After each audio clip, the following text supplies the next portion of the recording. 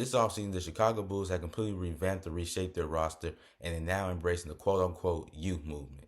And with this team going young, this gives me the opportunity to explain why I'm excited for the future of the Chicago Bulls. What's up, YouTube? It's your boy IJ here, and today's video I'm going to be talking about my favorite NBA team, the Chicago Bulls, and why I'm cautiously optimistic about the future of the team. Now, before we get started, as always, you gotta give honor to God, because without him I wouldn't be able to do this. And go ahead and click that subscribe button so you don't miss out on any future videos. Without further ado, even though this is an NBA video, y'all know what time it is. Cue the Who That Chance.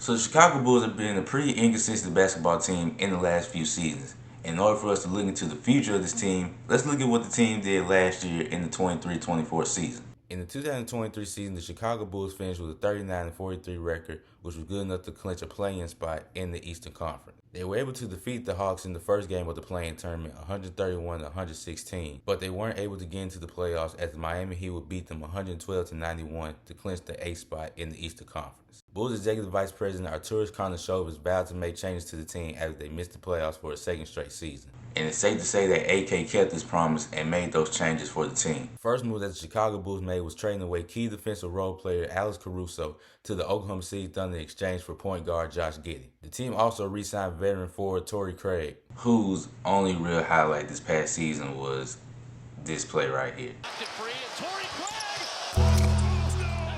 Yeah, that was bad. That was bad.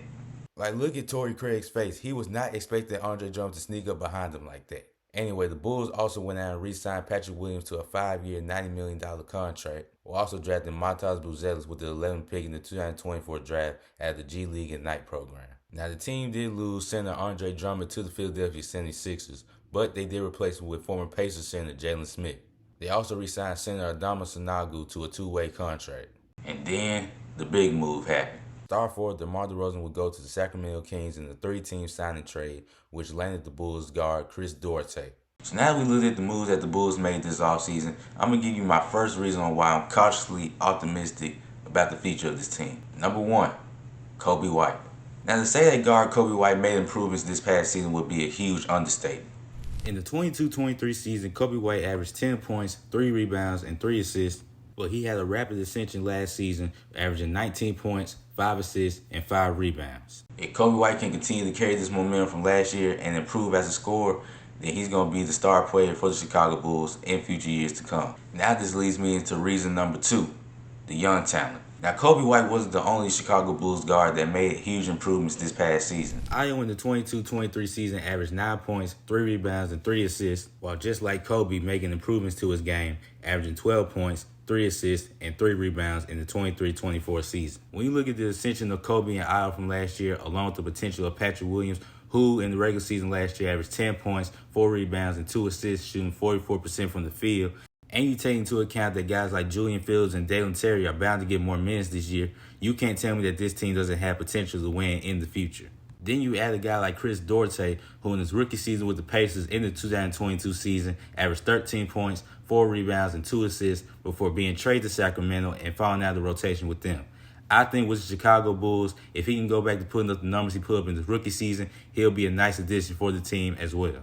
Then you have Adama Sanogo, who had 22 points and 20 rebounds against the Wizards this past season. Then you add DJ Stewart to a 2-way contract after his stellar performance in the Summer League. You have a young nucleus of talent that can take off if they're developing the right way. So even though this young talent has me optimistic about this team, This is where the cautious part comes in, and there's still a lot of questions about the Chicago Bulls team, including guard Zach LaVine. Now, Zach LaVine has been a vital member of the Chicago Bulls for the past 7 seasons, with last year averaging 19.5 points, 5 rebounds, 4 assists, while also shooting 45% from the field. But in the game against the Toronto Raptors in February, he did go down with an injury, which caused him to miss the rest of the season. Now, Zach LaVine has been the topic of many trade rumors in the last couple of seasons, but because of his huge contract, the Bulls haven't been able to move him just yet. But I do think there is a world where they're able to mend things between him and the front office, and he's able to be on the team once the season starts. And Zach LaVine isn't the only Bulls player that's still at question. Another player is Nikola Vucevic. Now, Vooch had a pretty respectable season last year, averaging 18 points, close to 11 rebounds per game, 3 assists, and shooting 48% from the field. Now, the question with Vooch is, one, can he get back to where he was a couple seasons ago, stats-wise?